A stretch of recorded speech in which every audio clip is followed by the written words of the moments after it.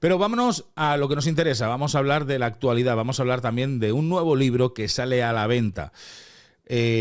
Vamos a preguntarle a Félix cuándo sale, de qué trata el libro, toda la información que nos la vaya entregando él. Vámonos a recompartir pantalla. Ya te pongo en pantalla, Félix. Muy buenos días, Félix. Buenos días, Dani, ¿qué tal? Buenos días a todos tus seguidores. ¿Cómo estás? Bien, bien. Hoy fuera de casa, pero bien y contento por haber parido otro niño más, ya el sexto que tengo. Muy bien, muy bien. Oye, yo deseando también que me lo presentes, que me lo traigas para aquí y hoy que nos lo presentes aquí con todos nosotros. Un libro que va muy dedicado a la criminología, ¿no? Al caso Sancho, pero desde el punto de vista, como a ti te toca, desde el punto de vista del criminólogo, ¿verdad? Sí, yo si quieres te iba a decir, Dani, que si quieres ponemos el vídeo de la intro que ya está circulando por las redes. Venga. Y luego le explicamos a la gente en qué trata el libro, de qué se diferencia las otras dos publicaciones que hasta ahora hay del caso, de dónde sale y todos los detalles. Pues venga, vamos a darle al play y lo vemos juntos. Te comparto pantalla para que lo puedas ver. Te comparto la pantalla y así también lo puedes ver tú. Ahí está. Venga, le damos.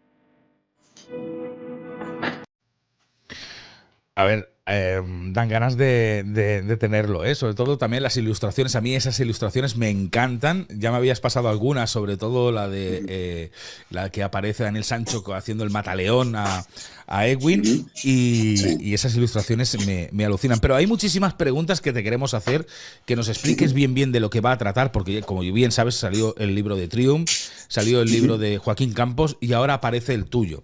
Yo me imagino no, soy consciente de que los tres se diferencian brutalmente entre ellos. Sí, bueno, yo el de Campos, ya sabes que lo estuvimos hablando esta semana, todavía no lo he leído, aunque bueno, durante todas estas semanas y estos meses sí sabes que hemos estado en comunicación todas, ¿no?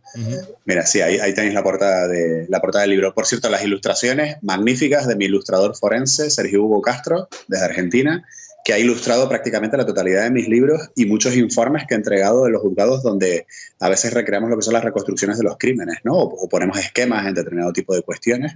Y la verdad es que el tipo tiene una facilidad. Además, sobre todo, que a veces yo, Dani, le mando un audio y le digo, Sergio, necesito una imagen que se vea, por ejemplo, Daniel Sancho declarando en la comisaría de Copangán, perdón, de Cosamuy, y tiene que haber un policía delante con una botella de agua, otro que pasa detrás, y el tipo, no me preguntes cómo, pero en cuestión de horas me saca el dibujo que parece que el tipo me sacó una fotografía del cerebro. O sea, es una cosa tremenda, ¿vale? Sí, es tremenda. Esa es la contraportada donde se explica un poco en qué consiste el libro, que ahora lo comentaremos, porque el libro es un ensayo derivado del libro de nuestro amigo Triumph, ¿no? Y ahora explicaremos qué diferencia hay entre el libro de Triumph de 600 páginas y este libro que son 200 páginas del cuaderno forense. Por ejemplo, esa es otra ilustración donde se ve a Big Jock en la rueda de prensa, ¿vale? Enseñando la famosa imagen de la tablet donde se ve la camiseta con los agujeros del apuñalamiento. Es brutal, es que me encantan, estas ilustraciones me encantan, ¿eh? Pasa la siguiente, esa es la rueda de prensa de la defensa, ¿vale? Además que Sergio Hugo cogió exactamente los gestos que tenían en un determinado fotograma, ¿sabes? Sí. Cada uno de los personajes de la misma. Sí. Es buenísimo, es buenísimo. Además se le ve ahí Chipirras, que realmente Chipirras estuvo toda la rueda de prensa así, mirando para abajo. Sí, es buenísimo. Es muy bueno. Sí, eso fuera el inicio de un capítulo que te lo envié para que le echaras un vistazo. Eso creo que debe ser el vídeo. Y sí. Hoy no, ahora mientras estabas preparando la entrada, Dani, te acabo de enviar las últimas 4 imágenes que me las acaba de enviar Sergio Hugo, las tienes que tener en el WhatsApp. ¿vale? Y que ya son las últimas 4 que me faltaban para insertarlas esta tarde y ya subir el libro a plataforma para pedir las copias de prueba, ¿vale? Aunque el libro ya está terminado desde hace varios días. Bueno, ¿en qué consiste o qué diferencia tiene este libro por ejemplo, del libro de Trium, ¿no? De hecho, cuando me planteé hacer el libro, que parte de que este libro haya salido a la luz, parte de la culpa la tienes tú también. ¿Sabes quién es esa? Esta es, diría, pues no lo sé, dime, iba a decirte Alice. ¿No lo sabes? Sí, es Alice. Te iba a decir Alice, Es Alice, es Alice. Es que claro, hay muy pocas imágenes de Alice, ¿eh? Entonces, haber sacado una ilustración, y ¿sabes quién es? Lo que pasa es que hace un par de años, digamos, la imagen modelo. ¿Este quién es? Hostias, no lo sé. Ese es Garrido Julve, Luis. Te lo iba a decir, lo que pasa es que no sabía si salía o no. Sí, decir, claro. Se parece más a Julve, pero claro, no lo tenía con toda seguridad. Lo que pasa es que el modelo de imagen que cogimos fue el que tiene él en cuando hacía un programa tenía un programa que se llamaba Bangkok Bizarro, ¿no? Sí. Luego pasó a llamarlo de otra manera, Bizarracia, ¿no? Sí. Y entonces en la portada, digamos, del canal o donde él publicaba el tema, no sé si era un blog inicialmente, que Bangkok Bizarro, esa es exactamente la imagen con la fotografía con la misma mirada, que el tipo tenía el pelo más largo, ahora lo tiene más corto y de punta, ¿no? Pero sí. Y luego está la última, me parece que hay otra más. Esa igual no está muy lograda, pero ese Juan Gospina se supone que declarando durante el juicio y explicando un poco todo el tema de la contabilidad y los asuntos económicos de Edwin, ¿no?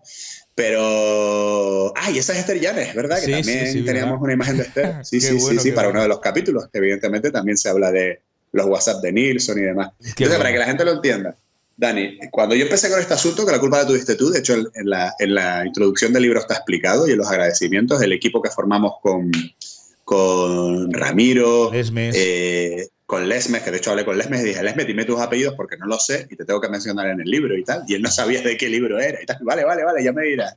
Entonces, tú sabes que yo me metí en el caso contigo, empecé por ahí. Luego ya, como yo conocía a Trium y Trium empezó también a saco con el caso, pues también empecé a colaborar con él. Luego nos creamos pues la pandilla en la que estábamos, pues nosotros, estaba también Borja Moreno, en fin, toda la serie de colaboradores y de youtubers e informadores que estuvieron alrededor del caso. Entonces, durante todos esos meses, tú lo sabes, se generó material, porque a veces cuando teníamos intervenciones como en tu canal de, oye, mira, te voy a enseñar cómo creo que fue la reconstrucción de hechos. Y sabes que mi dibujante forense pues hacía dibujos y se iba viendo y tal.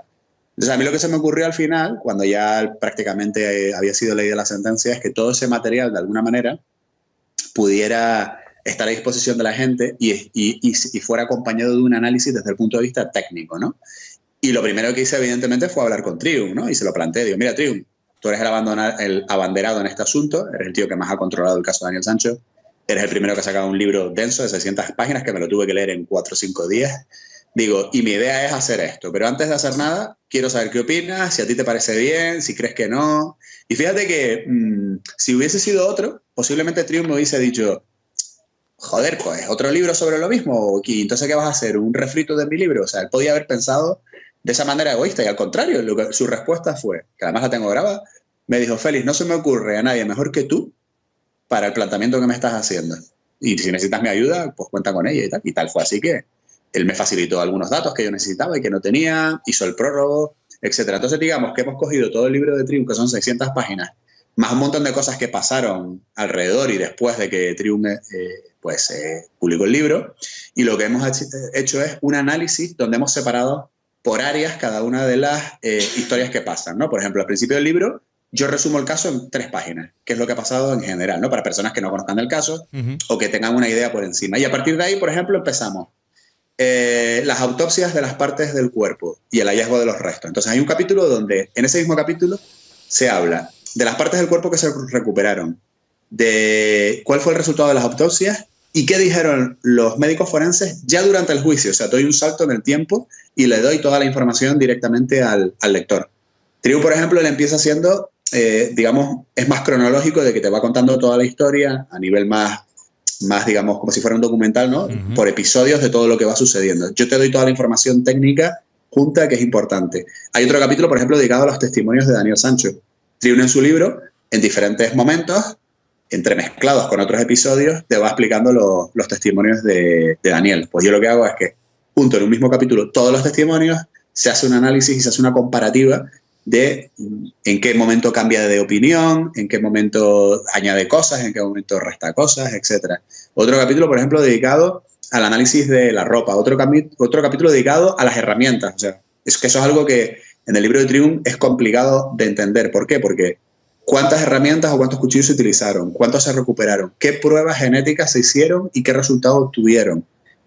Porque la gente no lo tiene claro. La gente cree que hay un montón de cuchillos que decomisó la policía y no es así. Al final solamente se recuperaron, creo que 3 cuchillos, si no me falla la memoria, o 2, no me acuerdo.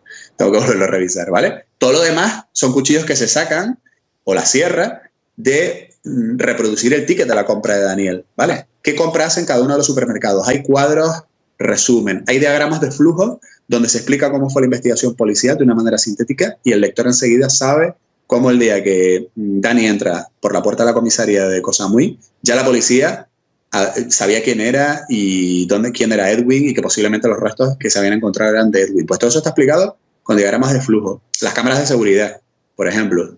En el libro de Triun hay mucho pantallazo de las cámaras y a veces cuesta un poco, ¿sabes? Ver qué es lo que, aunque él lo explica, ¿vale? Qué es lo que se ve en cada cámara de dónde salía. Pues yo tengo un cuadro donde en ese cuadro se puede ver exactamente fecha, hora, dónde es la cámara y qué es lo que se ve en la cámara, ¿vale? Hay un resumen. Luego hay una cronología del caso.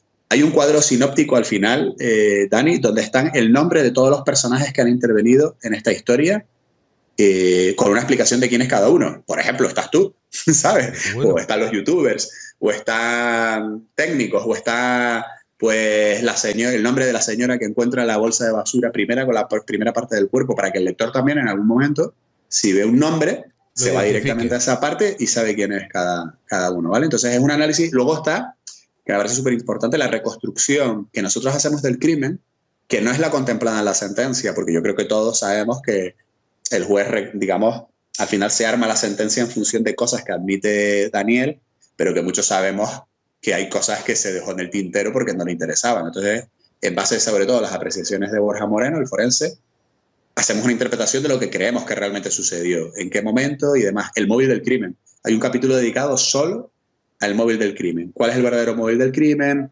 Toda esa información que salió después del tema del dinero, las investigaciones que hizo Joaquín Campos.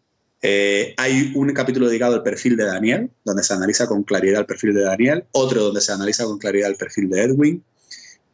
Hay una parte de las conclusiones donde, por ejemplo, hay una serie de ítems donde detallo cuántos errores cometió Daniel y por qué le salió mal la jugada y cómo le podía haber salido bien, que al final fue un tema casi de suerte. Y luego hay también un par de capítulos dedicados a cuestiones periféricas, por ejemplo, el tema de los WhatsApp de Nilsson, el tema de el debate o la pugna entre Campos y Balfabón, sobre el tema de la cuenta del Santander. Explico lo que yo opino sobre el tema, que hay cuestiones con las que yo soy coincidente con Joaquín y otras con las que no, ¿sabes? Y igual que, por ejemplo, también le pasa a Triun, ¿no? Triun hay algunas cosas pues, que opinamos de manera diferente, ¿no? Por supuesto, todo desde el respeto y demás. Entonces, es un análisis exhaustivo, pero ya digo, por áreas concretas para que el lector, un periodista, un estudiante de criminología, un policía, un forense que quiera conocer el caso y quiera tener datos sobre la marcha, coge el cuaderno y con los esquemas, con los cuadros y con todo, va a tiro hecho y sabe perfectamente qué fue lo que pasó, cuándo pasó. Hay una cronología de todo el caso, desde el principio hasta el final, desde que se conocen Edwin y Daniel hasta posterior a la sentencia, ¿vale? Entonces, es como si un ensayo, al fin y al cabo, consiste en una persona que hace un libro derivado de otro, ¿no? Por ejemplo, alguien lee el Quijote y luego dice, bueno, pues ahora quiero analizar el Quijote y quiero hablar de los capítulos más importantes, de cuál es la historia de Don Quijote, quién era Sancho Panza, pues todo eso. Es un cuaderno, o sea, yo creo que es un libro muy interesante porque es a nivel complementario y siempre lo digo al libro de Triun, ¿no? Yo aconsejo a la gente que se compre el libro de Triun. Tú fíjate una cosa que yo lo había pensado ya en varias ocasiones, me extraña que Félix no saque el libro, sobre todo porque eres criminólogo, tú has mamado este caso, has estado detrás de él durante todo el proceso, como bien decías, acompañándonos no solamente aquí, sino en otros canales también has estado acompañando y dando tu punto de vista desde el punto de vista de la criminología. Y me extrañaba que tú no fueras a sacar un libro analizando el caso desde el punto de vista del criminólogo, porque al final es también lo que hace falta. Por eso creo que los 3 libros son muy complementarios. El de Trium te va a hablar del sumario, te va a explicar la historia basada en hechos reales, basada en el sumario.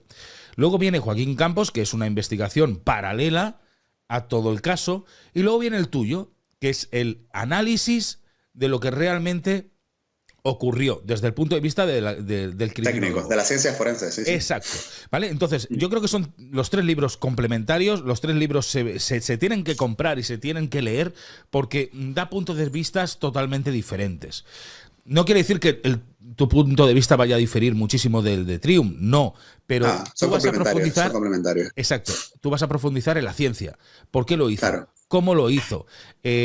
¿Cuál es el perfil que tiene Daniel? ¿Cuál es, o sea, Incluso, Dani, ¿cómo hubiese hecho yo las cosas? Por ejemplo, el capítulo de la rueda de prensa, la defensa, claro, yo describo cómo fue la rueda de prensa y luego analizo los fallos que yo creo que hubo a nivel de comunicación, porque yo a lo largo de estos 25 años he participado en muchas ruedas de prensa en muchos casos y he intervenido con muchos periodistas, he tenido muchas relaciones y luego explico cómo lo hubiese hecho yo o cómo se debería hacer este tipo de cuestiones, por ejemplo, en España, ¿no? Si hablamos de los análisis que se practicaron a los cuchillos, pues yo explico, bueno, pues en España esto se hubiese... Para que la gente también entienda que tampoco hay tanta diferencia entre Tailandia y España, ¿vale? Pero sí lo explico. O cuestiones como uno de los 3 médicos forenses que intervinieron en el caso no era un médico forense, era una médico del hospital, ¿no? Y hubo gente que se llevó las manos a la cabeza. Entonces le explico a la gente que hasta hace nada en España los médicos que no tenían especialidad porque no se había creado de medicina legal practicaban autopsias y se hacían muchas veces en los tanatorios de algunos lugares. Eso era normal hasta hace a lo mejor 10, 12 o 15 años, ¿no? Y se los explico a la gente y les explico que normalmente cualquier médico que acabe medicina sabe hacer una autopsia, porque ellos a veces hacen autopsias clínicas en los hospitales, ¿vale? Otra cosa es que una autopsia hecha por un patólogo forense especializado en medicina legal siempre va a ser más completa y demás, pero no por eso desmerece menos pues cuestiones que vio esta médico del hospital de... no me acuerdo si era de Cosa, yo creo que era de Cosa Muy, sí, yo creo que era de Cosa Muy, la doctora, y ya ella vio determinado tipo de apreciaciones en el caso importantes que luego refutó un médico forense. Entonces, para que la gente entienda también cómo son las cosas en la realidad y cómo funcionan y cómo se hubiesen hecho algunas cosas en España, ¿vale? Mejor o peor. Fíjate que yo creo que va a ser un libro que va a enganchar muchísimo. Yo, según me estás contando y conociéndote y sabiendo cómo redactas y cómo relatas, yo creo que va a ser un libro que va a enganchar. Al menos a mí, porque voy a descubrir cosas desconocidas para mí dentro de tu libro. Sobre todo cosas muy técnicas, como bien estás explicando, ¿no? Sí, además las intento explicar siempre con un lenguaje que la gente lo entienda, ¿sabes? Incluso a veces la correctora, por cierto, Mercedes Hada, una maravillosa correctora que además fue a nuestro evento de Madrid, Dani, y ella ya me había escrito, pero yo no la conocía en persona, y me dijo, oye, Félix, que cuentes conmigo para cualquier publicación. Entonces la avisé y en un tiempo récord de 4 días hizo la revisión de las 200 páginas, ¿no? Y entonces ella misma me decía, me gusta Félix porque son cuestiones técnicas, pero las se entienden, como las explicas. Dice, y además a veces se te escapa alguna frase, dice que yo no sabía si cambiarla, pero las dejé, ¿no? Donde se ve un poco la impronta de la manera que tú tienes de hablar, o de lo que, por ejemplo, palabras que me invento. Hay una parte donde hablo de las declaraciones de García Montes y lo resumo diciendo, bueno, y el resto de la parte de la explicación de García Montes entró en su habitual dinámica tragalingüística, ¿no? Y me dice ella, esa palabra no existe, digo, ya, pero la gente cuando la lea va a entender en qué consisten los tragalenguas de García Montes, ¿sabes? Sí, además quien te conoce y te ha visto todavía más, porque sabes que es una frase muy tuya. Madre mía, es como la famosa frase que dice siempre de los trileros, ¿no? Son los trileros. Sabes que esa frase es de Félix Ríos. Esa frase es de Félix Ríos. Es auténtico, el tipo es auténtico. Yo soy un admirador de ella, soy un fan genio y figura hasta la sepultura, ¿sabes? Lo podríamos definir así. Ya ves. Cuéntanos, ¿cuándo sale a la venta? Bueno, está en preventa ya, o sea, la gente puede escribir a casosanchocuaderno@gmail.com y puede reservar ya el libro, que se le enviará de manera dedicada. Hoy termino de montar y lo subo a la plataforma, pido las copias de autor que me llegarán en 7-10 días, creo yo. Si está todo ok, ya pediré la tanda final. Y cuando pida esa tanda final de ejemplares dedicados, también la gente lo va a poder comprar directamente en Amazon. Entiendo que máximo, finales de febrero, pero yo creo que a mediados ya estará todo ok. Yo creo que no habrá ningún problema ni ninguna complicación. Así que en principio la gente ya lo puede reservar, porque tampoco sé cuántas copias voy a pedir inicialmente, y luego libremente el que quiera a través de Amazon, que haga clic y que lo adquiera, claro. Recordemos el email donde pueden hacer esa preventa. Caso Sancho, cuaderno, todo junto en minúsculas, @gmail.com. Vale, en el chat imagino que está Chari, está Raquel, está Vanessa. Si podéis ir poniéndolo mientras tanto por el chat para que la gente lo pueda ver, el email que nos ha facilitado Félix para que pueda la gente realizar esa preventa, esa reserva de su libro. Y ya os digo, un libro totalmente complementario al de Trium y al de Joaquín Campos. ¿Hablan de lo mismo? Sí, pero de manera diferente y con datos totalmente diferentes. Yo que te tengo aquí y tengo la oportunidad de tenerte y después de haberte conocido y de haber compartido contigo este caso, yo te quiero hacer muchas preguntas desde el punto de vista del criminólogo, ¿vale? Que me respondas bajo el punto de vista del criminólogo. Porque la realidad es que nunca te lo he hecho eso. Siempre hemos hablado más coloquialmente, hemos tenido los directos pues hablando del caso, ha sido más en el momento, pero nunca me he parado a que tú profundices realmente sobre el caso desde tu punto de vista del criminólogo, ¿vale? Y me he apuntado varias preguntas que te quería hacer. Mira, una de ellas es, desde el perfil psicológico, ¿se puede construir de Daniel Sancho, o sea, qué perfil psicológico se puede construir de Daniel Sancho a partir de los hechos conocidos? Pues mira, hay un capítulo en el libro que se dedica a eso y explico que existen dos maneras de establecer un perfil, ¿vale? Lo voy a contar brevemente.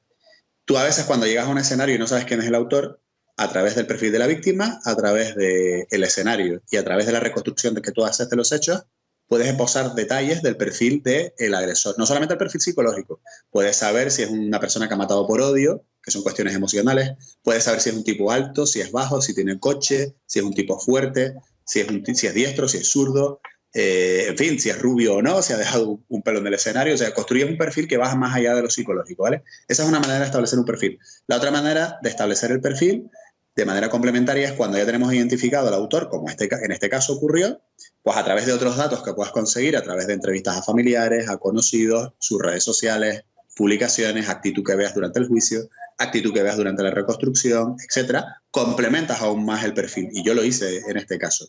¿Qué es lo ideal? Dar un paso más allá, que es algo que no se ha hecho en este caso, y también en el libro explico por qué creo que no se ha hecho, que es realizar entrevistas de tinte psicológico a la propia persona en prisión, que nadie lo hizo, ni la defensa ni la acusación lo propusieron, ¿vale? Ahí ya, con pruebas psicométricas y demás, pues ya bordas absolutamente quién es el agresor o quién es Daniel Sancho en este caso. Entonces yo me quedé, de esos 3 pasos, me quedé en el segundo, y yo creo que hay una aproximación bastante importante, porque tú sabes, Dani, que en su momento manejamos un montón de información pues que se habían obtenido de fotografías de las redes sociales, WhatsApp que él había cruzado con sus amigos, que nos hablaban un poco de la manera que tenía él de ver la vida, de cómo veía él a las personas que a lo mejor no eran guapas para él. En fin, toda la historia que pasó con Laura, todo eso evidentemente nos da un montón de detalles. Que habrá cosas en las que no acertemos al 100% y que seguramente algún familiar o algún conocido de Daniel vea el perfil y diga, oye, pues en esto yo no estoy muy de acuerdo. Puede ser, pero yo creo que el 90% del perfil de Daniel está explicado bastante bien en el libro, y se habla incluso del famoso debate de si existe psicopatía o no, o si pudiera existir la posibilidad de que Daniel tuviera tintes psicopáticos en su carácter y su personalidad, ¿no? La famosa triada de la que hablaba el doctor Ramiro, ¿no? Cuando teníamos directos con él. Todo eso está explicado, y yo creo que objetivamente, y además lo digo al principio, sin ánimo de ofender, digo que es lo que veo yo de todo, que yo creo que es algo que vemos todos. Habrá gente que se atreva más a decirlo, ¿no? Pero aquí todo el mundo sabe que la personalidad de Daniel no es normal. Tú, siendo criminólogo, claro que has visto tantos casos, has estado en tantos crímenes y los has analizado, claro, lo tienes mucho más fácil para interpretar qué perfil psicológico puede llegar a tener Daniel, si es un sociópata o si es un psicópata, ¿no? Lo tienes mucho más fácil. Pero, ¿qué factores podrían llegar a influir en su comportamiento realmente para que acabe haciendo lo que hizo? Claro, sí. ¿Es el narcisismo que él llega a tener? A ver, eso también lo explico en su momento. Todo acto criminal responde a unas circunstancias individuales, que es todo lo que tú hablas, el tema de su narcisismo, su crianza, cómo ha sido su crianza, su posible falta de afecto, ¿no? A lo largo del desarrollo de su vida, en muchas ocasiones seguramente suplido con cuestiones materiales, pero a lo mejor lo que le faltó fue un tutelaje día a día ¿vale? Yo creo que tú, Dani, conocerás un montón de historias, no solamente de gente que acaba por cometer crímenes, sino de amigos o conocidos que sabemos que son gente que ha venido de familia con pasta, pero que a lo mejor nunca han tenido una crianza de los padres estar encima de ellos, sino que han creído que dándoles dinero y llevándolos a viajes y a colegios y no sé qué, pues les solucionaban la vida, y no era así. Luego te das cuenta que esa gente está vacía emocionalmente, ¿vale? Entonces, esos factores individuales han influido en cómo es él. Pero luego también hay factores situacionales. O sea, hay una relación que él de repente entabla con Edwin por una serie de cuestiones. Luego hay una serie de otras historias que pasan alrededor de Laura, el tema del dinero, y llega un momento en el que Daniel se ve en una situación, como cualquier persona que comete un crimen, ¿vale? En el que de todas las opciones que tiene, pues por esas circunstancias personales, su manera de ser y cómo le sobreviene todo, cree que la mejor opción para solucionar el problema es acabar con la vida de otra persona. Y ese proceso de toma de decisiones también se explica el por qué, aunque no lo justifico, pero poniéndonos en la piel de Daniel, y cómo es él, cómo es su manera de ser y qué circunstancias pasaron alrededor, es lógico, entre comillas, que la solución al problema él la hubiese derivado tal y como la derivó. Nosotros no lo hubiésemos hecho porque nuestra vida es otra, nuestras circunstancias son otras y nuestra manera de ser es otra. Pero en aquel momento él pensó que era la mejor solución. Es más, ayer lo hablaba con Triun, ¿no? También en su directo. Si el tiempo no hubiese empeorado y todas las partes del cuerpo se hubiesen lanzado al mar, en el kayak, a lo mejor nadie sabría quién es Edwin Arrieta, un colombiano que desapareció en Tailandia y ya está, a fecha de hoy. Y seguramente Daniel Sancho estaría con sus amigos en Madrid tranquilamente, con su nueva pareja o con su padre, lo que sea. ¿Qué hubiese pasado si la bolsa de los restos que tiró al vertedero, bueno, al container y que luego aparecieron en el vertedero no se hubiese roto y la señora que la vio no hubiese mirado y hubiese dicho, hostia, esto no me parece que sea carne de cerdo? ¿Qué hubiese pasado? ¿Qué hubiese pasado? Yo qué sé, hay un montón de factores que le podían haber perfectamente ocasionado a Daniel que no lo pillaran, Dani, y que él estaría, o que cuando lo fueran a interrogar él estaría en España tranquilamente y diría, sí, a Tailandia va a ir su padre, ¿sabes? Igual, sí, un amigo mío que conocí que nos vimos un rato allí en Tailandia, punto. Y las imágenes de las cámaras de seguridad se hubiesen borrado. Por eso decimos que el crimen perfecto no existe. Seguramente Daniel planeó en su cabeza el crimen perfecto, pero esos pequeños detalles que tú no puedes llegar a controlar, pues que haga mal tiempo, que se rompa una bolsa, claro, que pase una persona en el momento que tú no te esperas por allí y te pueda llegar a ver.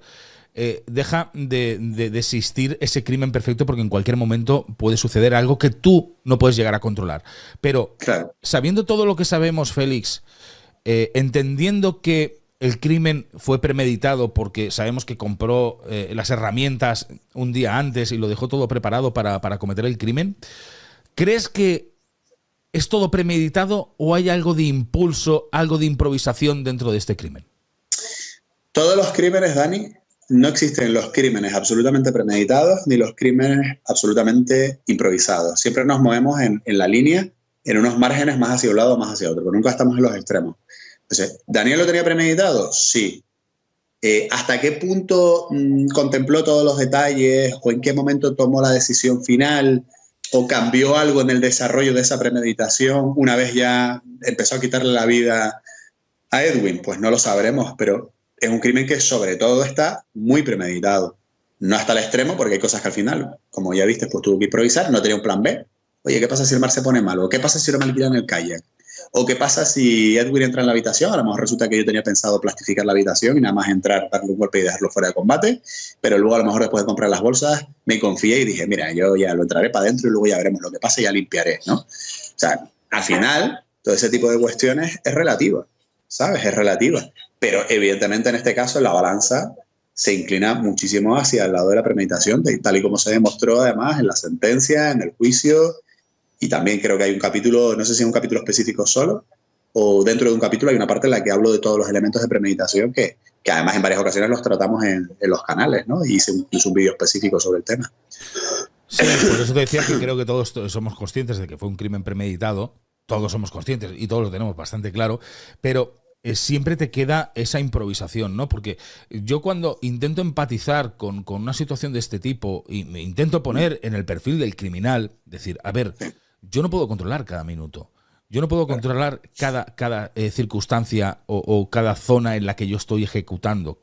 Entonces, hay momentos en los que tienes que improvisar sí o sí, Porque tú no preparas un crimen, te pones en una libreta y dices, a las 10:45 empiezo a descuartizar, a las 10:48 he cortado ya el primer brazo, a las 52 el segundo brazo. O sea, tú no lo puedes hacer una cronología del crimen. Entonces, en esos agujeros que van a existir es donde tiene que haber una improvisación, ¿no? O sea, Claro. Daniel, a lo que me vengo a referir o a lo que te vengo a hacer la pregunta, Daniel no se prepara voy a descuartizar y empiezo por aquí y termino por aquí, sino que es una improvisación todo. Por eso a lo mejor A ver, él sabe que va a tener que desmembrar el cuerpo de Edwin, porque sabe que no puede meterlo del maletero de un coche y llevárselo, ¿sabes? Él sabe que lo tiene que hacer, pero evidentemente hasta que no empieza no sabe si un cuchillo le va a servir mejor que otro, si al final, pues mira, al final acabó prácticamente casi usando los cuchillos que estaban en los apartamentos más que los que había comprado, ¿vale? Sí. Es verdad que utiliza la sierra y tal, pero bueno, varios de los cuchillos que compra no le sirven, uno se le mella, en fin. Por eso te digo que una cosa es que tú tengas un plan en la cabeza, pero al final todo no puedes controlarlo, es imposible. En nada, ¿no? No solamente en las conductas criminales, sino en cualquier conducta que nos planteamos en tu vida. Tú imagínate que tú un día preparas el día de San Valentín con tu mujer y tú dices, pues mira, voy a preparar esto, la cena en tal sitio, voy a hacer esto, lo otro, tal, todo ese rollo. Pero a lo mejor resulta que ese día, pues, te pones malo con gripe, llueve, de repente hay un accidente en la carretera y no vais a llegar a tiempo a la reserva que habéis hecho en el restaurante. O sea, o cuando llegas allí de repente dices, hostia, se me olvidó no contemplar la posibilidad de que el restaurante nos pusieran en un lado, que es donde está la puerta y donde da corriente y estamos en invierno. O sea, al final, en todo lo que uno planifica, es imposible que puedas tener absolutamente todos los detalles controlados. Es imposible. En el desarrollo de este caso, ¿qué diferencias o qué influye que haya sucedido en Tailandia y no en España? ¿Qué diferencias entre los dos países se encuentran a la hora de poder analizar el caso? Pues mira, curiosamente, para algunas cosas, o desde el punto de vista de la investigación, para algunas cosas fue mejor, para otras cosas a lo mejor no tanto. Por ejemplo, todo el tema de las cámaras de seguridad, que evidentemente aquí en España no es tan exhaustivo, y nosotros a lo mejor nos cuesta, ¿no? Hace poco yo me acuerdo que en uno de los vídeos de mi canal analizaba un capítulo de la serie Contraluz, una serie de la televisión canaria tipo Crims, donde yo estuve participando, y en uno de los crímenes de la calle, los crímenes de la calle Pérez del Toro, la policía consiguió solo 3 cámaras de seguridad alrededor de donde había ocurrido el crimen. Y en una tuvieron la suerte de lo que no era lo que se veía, sino lo que no se veía. No se veía nadie entrando ni saliendo de la casa donde se había cometido el crimen, con lo cual sabían que el asesino tenía que ser una persona del edificio. ¿Vale? En Tailandia hubiese habido 20 cámaras, ¿vale? En todo ese tramo. ¿Y todo eso por qué? Pues todo eso tiene un porqué. Tailandia acaba de salir hace poco de un problema importante de terrorismo durante bastantes años, en la época, de hecho, del régimen de la dictadura que terminó hace poco. Ellos tenían un problema de terrorismo grave. Entonces se acostumbraron a que hubiera un montón de cámaras por la calle, pues para cuando había un atentado terrorista, que ellos pudieran sacar bastante información. Para ellos es normal y lo tienen automatizado. Aquí en España eso no se tiene. Por contra, aquí en España posiblemente las pruebas de carácter forense se hubiesen hecho de una manera un poquito más exhaustiva. Por ejemplo, la reacción de vitalidad de las heridas se hubiese estudiado, se hubiese analizado, por ejemplo, la camiseta en su momento, se analizó de una manera muy superflua por parte de la policía tailandesa. Aquí en España no se hubiesen confiado y hubiesen ahondado más en ese aspecto. Yo creo que se hubiesen hecho más pruebas de carácter forense, pero mucho ojo. Partamos de la hipótesis de que los tailandeses, desde el momento que tienen la confesión de Daniel y que Daniel admite que ha matado a Edwin, aunque luego justifique que fue en defensa propia, las pruebas forenses un poco sobran. O sea, ellos eran conscientes de que, mira, a mí me da igual demostrar que se utilizó un cuchillo que 10. Él me admite que desmembró el cuerpo, punto. O a mí me da igual saber si primero le dio un puñetazo, o si luego lo estranguló, o si le hizo un mataleón, porque él admite que le dio un golpe y que el otro se quedó tieso. Entonces, claro, al final la policía tailandesa economiza pruebas y dice, bueno, si ya tenemos la confesión y ya tenemos esto y tenemos las cámaras y tenemos tal, pues sí, si quieres alguna que otra prueba forense, pero va a ser secundario, aunque él se desdiga después, ¿no? Esa yo creo que es la diferencia fundamental. Y luego también te digo una cosa, los orientales son súper disciplinados, o sea, a mí me cuesta pensar, con todos mis respetos, y mira que he visto casos de todos los cuerpos policiales que hay en España, vamos, de todos lados, de diferentes tipos de unidades policiales, que en 24 horas, tal y como hicieron los tailandeses, tuvieran las cámaras, las hubiesen mirado, las hubiesen analizado, la matrícula de la moto, hubiesen ido a la tienda, hubiesen llamado por teléfono para ver si el tipo acudía a la tienda o no, hubiesen mirado los documentos de inmigración para saber con quién había venido, los registros de los hoteles. Y todo eso menos de 24 horas. A ver, aquí en España eso se hubiese hecho, pero así, ya te digo que complicado, ¿sabes? Con tanta rapidez y tanta meticulosidad, porque los orientales son así para todo, ya lo sabemos, son hiperdisciplinados para eso. ¿Aquí se hubiese hecho? Sí, pero el ritmo hubiese sido un poquito diferente, ¿vale? Hombre, ha quedado claro que ellos en un año han estado... Hostia, y encima en un año un juicio al tío lo condenan. Sí. Cágate. Sí. En ¿sabes? España todavía estaría en secreto de sumario todo, estarían con la investigación y hasta el año que viene o el otro no se hubiera empezado el juicio. Mía, hombre, imagínate. Bueno, por lo menos 4 años, el promedio de un homicidio es que se enjuicia a los 4 años. 4 años mínimo. Mínimo, que sabes que muchas veces la gente que está en prisión preventiva sale. Se queda en la calle, sí. Porque no puede estar más de X tiempo y entonces y luego tienen que volver para el juicio, ¿sabes? Que eso los tailandeses ni de coña, ¿sabes? Tú te vas a la cárcel y de ahí ya no vas a salir, chaval, ¿sabes? Es alucinante eso. De todas formas, hablabas ahora de las cámaras de seguridad, de cámaras de seguridad que hay en Tailandia. Nosotros aquí en España se utiliza mucho el posicionamiento del móvil y la geolocalización del móvil, ¿no? Claro, pero en Koh Samui, perdón, en Koh Phangan. En Koh Phangan, perdón, en Koh Phangan, a veces se me va la pinza. No hay tantas, es una isla pequeña, no hace falta tantas antenas. O sea, las antenas tampoco hubiesen dado mucha señal, se hubiesen visto un par de áreas y poco más, porque además los núcleos poblacionales, que es donde más antenas suele haber, son pequeños. O sea, aquí tú, por ejemplo, en una gran ciudad, Dani, por ejemplo en Barcelona, yo he tenido casos allí con los Mossos de Escuadra y a mí ellos me dicen, mira, Félix, nosotros prácticamente aquí hay tantas antenas que podemos saber el recorrido que ha hecho un tío pasando por diferentes lugares de la calle, perfectamente. Y luego pedimos las cámaras de seguridad y sabemos qué cámaras tenemos que pedir. De hecho, hace poco estuve hablando con un mozo sobre un caso que hubo allí de un turista norteamericano que para robarle el móvil le pegaron un empujón, se cayó en descampado y lo mataron por la Barceloneta, ¿no? Y enseguida los mozos trincaron el tema de los teléfonos, por dónde se había movido el teléfono, cámaras de seguridad, la matrícula de un coche, una discoteca, y vieron con los tickets de compra de haber pagado las copas los asesinos con el móvil en la discoteca, ¿vale? Pagaron con el móvil y ya trincaron todos los datos de los tipos y fueron a por ellos, ¿vale? O sea, los tenían en 24 horas, los tenían a los tíos ya ubicados, ¿vale? Entonces, eso lo puedes hacer en una gran ciudad, pero si te vas a una zona tipo una isla, como puede pasar aquí también en Canarias, que te sales de una ciudad y tienes un repetidor cada no sé cuántos kilómetros a la redonda, 20 o 30 kilómetros, pues eso no te sirve para mucho. Puedes situar más o menos, pero no te va a dar un recorrido exacto, ¿sabes? Que a lo mejor es lo que te interesa. Luego, diferencias también entre España y Tailandia en este caso sería entre los sistemas judiciales de ambos países. ¿Qué podría haber afectado al juicio si se hubiera celebrado aquí en España en vez de en Tailandia? Todo. Para empezar, eso de que el imputado pueda preguntar, eso aquí olvídate. Aparte que también eso lo hablo en el libro, eso fue un fallo de la defensa. O sea, cualquier abogado que tenga dos dedos de frente sabe que no puedes hacer que el cliente sea quien se defienda a sí mismo, porque ni es objetivo, ni lo va a hacer bien, ni va a quedar bien de cara al tribunal. O sea, allí pues me imagino, ¿no? Allí fue una cosa, un despifoste todo aquello, ¿no? Eso hubiese sido diferente. El tema de las acusaciones particulares, hubiese habido acusaciones particulares y populares bastante más potentes. Hubiesen podido, que eso no me queda claro, creo que en Tailandia no se puede hacer. Podían haber pedido, tanto las defensas como las acusaciones particulares, pruebas judiciales, que se hubiesen practicado determinadas pruebas judiciales que no se pidieron. De hecho, la defensa en este caso llevó a dos peritos, al final, a nivel práctico, llevó a 2 peritos nada más, que encima uno dijo que había hecho sus deducciones a través de imágenes que había visto en YouTube o fotos de YouTube, y otro que él nunca había hablado con Daniel, pero que bueno, que como había visto también vídeos y tampoco había hablado con el padre, pues en términos generales, pues él pensaba que podía haber habido una disociación cognitiva o como quiera explicarlo. Entonces, al final fue muy cutre, o sea, quiero decirte, eso se podía haber preparado bien, no sé si el sistema judicial tailandés lo permitía, pero yo hubiese mandado a un psicólogo, un psiquiatra a la prisión a hacerle 40 entrevistas a Daniel para intentar por ahí buscar también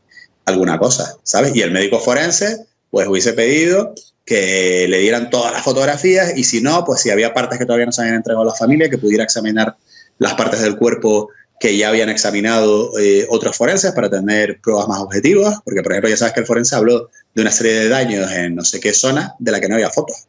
Exacto. O sea, y el juez le dijo, pero si no dice usted que no hay fotos de la zona trasera, entonces, ¿por qué dice usted que los daños fueron producto de esto? O sea, esos fueron fallos, ¿no? Aquí en España, yo creo que aquí en España las defensas, también las acusaciones, hubiesen tenido un poquito más de cancha, ¿vale? Aunque creo que el resultado hubiese sido el mismo. Porque en España siempre cuando existe un crimen se va al pasado de la persona para entender el presente, para entender lo que ha hecho. ¿Hay alguna forma, si esto se hubiera hecho en España, si se hubiera analizado aquí en España, de haber prevenido el crimen de Daniel Sancho? O sea, ¿hubiera dejado algún rastro de que iba a cometer ese crimen? Es complicado porque, claro, rara vez la policía se puede convertir en prepolis, ¿no? Como la película de Minority Report de Tom Cruise, ¿no? Y además, ¿hasta qué punto es moral investigar a una persona que todavía no ha cometido un crimen? Bueno, se hace, ¿no? Porque a nivel de terrorismo o las brigadas de información de los cuerpos policiales se dedican a eso, ¿no? Pero evidentemente intervenir o no es complicado. Yo creo que nadie, en este caso no. Otra cosa son organizaciones criminales a los cuales pues la policía los tiene controlados y a veces, antes de que cometan un crimen o una organización sectaria, pues les mete mano, aunque luego la historia quede en nada, pero bueno, paran la historia antes de que vaya a peores para que no existan víctimas. Pero cuando es un crimen de un asesinato de una persona contra otra, eso es prácticamente imposible de prever. Salvo que haya muchas denuncias previas, temas de violencia de género, a veces ocurre, ¿no? En ese tipo de cosas sí, pero estos dos, pues es que nadie sabía ni el rollo que se traían, solo su círculo íntimo, Eso ¿sabes? es. Tú, como criminólogo, me imagino que este caso te ha apasionado, pero yo he visto que todos los criminólogos al final habéis hablado de este caso como un caso de referencia y un caso donde os va a hacer aprender muchísimas otras cosas. ¿Qué lecciones habéis sacado vosotros, los criminólogos, del caso de Daniel Sancho? Pues mira, hay varias, ¿no? Y de hecho también uno de los objetivos del libro, del cuaderno, es precisamente autoevaluarnos y decir, oye, pues esto cómo se podía haber hecho de otra manera, cómo se podía haber editado, qué cosas se podían haber mejorado, etcétera. Lecciones, primero, que no por ir a un país alejado de España, asiático, tienes más garantías de que te salga bien un asesinato. Eso es lo primero. Segundo, que cualquier persona es capaz de cometer un crimen, sea de buena familia o no sea de buena familia. Que este tipo de soluciones ante problemas son decisiones que toma gente que puede ser del ámbito de gente común, como gente del mundo del famoseo.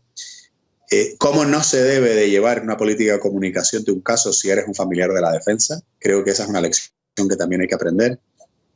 ¿Cómo no se debe de tratar con la prensa sabiendo que al principio, si les estás dando mucha cancha, eso no tiene garantías de que el día de mañana no te peguen una puñalada, que fue lo que al final creo que les ha pasado al equipo de la defensa? O sea, ellos empezaron muy hermanados con la prensa, iban a todos los platós, se querían muchísimo, ¿sabes? De hecho, yo recuerdo varios, y en el libro lo menciono, desde el respeto y desde la educación a compañeros profesionales, ¿vale? Pero que siempre, por ejemplo, Carmen, cuando actuaba, hablaba con los periodistas, tenía como un trato muy amigable, incluso maternalista con los periodistas. ¿Y cómo estáis? Estoy pasando calor y esto y lo otro. Y yo creo que ella pensaba que eso era una manera también de que ya había debido haber reciprocidad. Y cuando ocurrió la sentencia y ya la prensa empezó a darle la vuelta a la historia, no han tenido ninguna piedad en crucificarlos, ¿sabes? Y por eso al final ha sido la reacción de que han tenido que amenazar con demandas, con juicios, con no sé qué. O sea, fíjate cómo ha habido ese cambio radical de ahora os quiero y ahora cuidado con lo que hacéis porque voy a por vosotros, ¿sabes?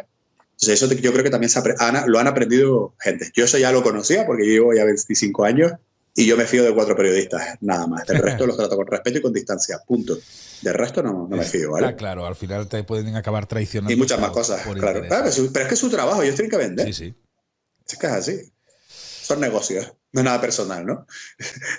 Es curioso. Pero fíjate que me pasaba, usando esa frase, el otro día estaba hablando no me acuerdo con quién era y tal, sobre un jefe de la policía judicial, ¿no? Con el que yo tengo muchos desencuentros, pero luego nos tenemos mucho respeto profesional, ¿no?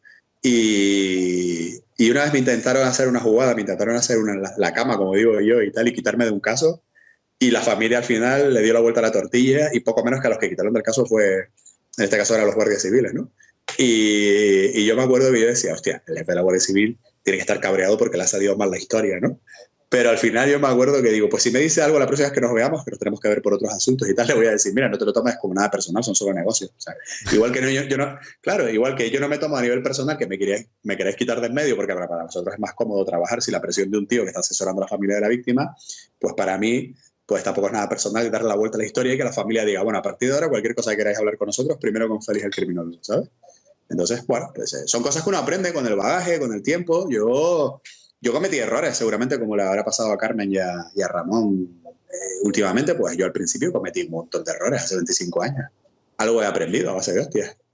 Sí, ¿no? Al final todos aprendemos a base de hostias también y al final nos hace mejores, ¿no? Aprender, bueno, pasa que el ser humano siempre es el mismo. Aprendemos más de los errores, ¿no, Dani? Sí, siempre. Pues ya está. Siempre. Ya está.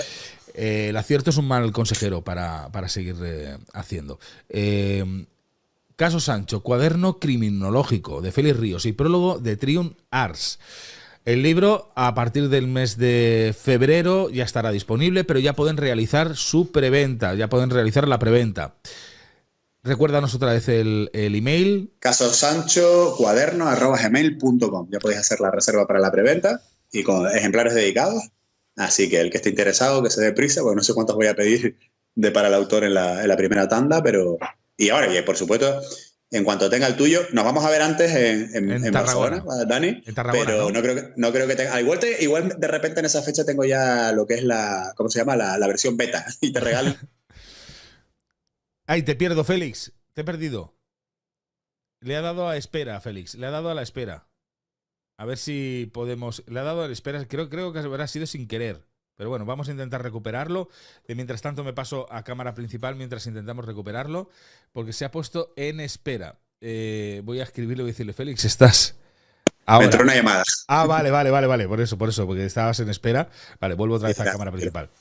Estabas diciendo que nos veremos en un principio dentro muy poquito en Tarragona. Sí, nos vemos en Barcelona. Sí, Barcelona. Tengo que ir a Tarragona, pero paso por Barcelona. O sea que nos veremos el día 13. Me han invitado a un evento allí. Y perfecto, allí nos veremos y si tienes el libro, pues mira, nos haremos la foto, me lo dedicas en persona y todo lo demás. Oye, y también igual podemos montar una reunión allí con gente, ¿no? Que esté interesada en el tema, que para Campos le llenaste a aquello, ¿no? 200 personas, macho. Bueno, está bien, joder. Sí, madre, ¿no? sí. Lo que pasa es que no salió como yo quería, que yo quería haber hecho un directo y no salió porque al final también poco previsor. Yeah. Pero bueno, ya lo tengo planeado para la próxima vez. Temas técnicos. Sí, no me voy a llevar nada de lo que tengo aquí. Nada, sino lo que haré es hacer un directo con el móvil, pero con micrófonos inalámbricos y todo lo demás enganchados al móvil, el iPad, y no me llevo nada de aquí porque luego, ¿sabes lo que pasa? Que toco la mesa de sonido. Sí, coñazo, sí. Y luego, sí, lo vi, que lo estuviste comentando, que se tuviste una liada buena. Exacto. Y entonces nada, lo haremos así. Quiero también deciros que Félix estará con nosotros en el canal Cómo ocurrió Crímenes Reales. Hacemos una cosa, voy a enseñar el canal también para que la gente lo vea y lo sepa.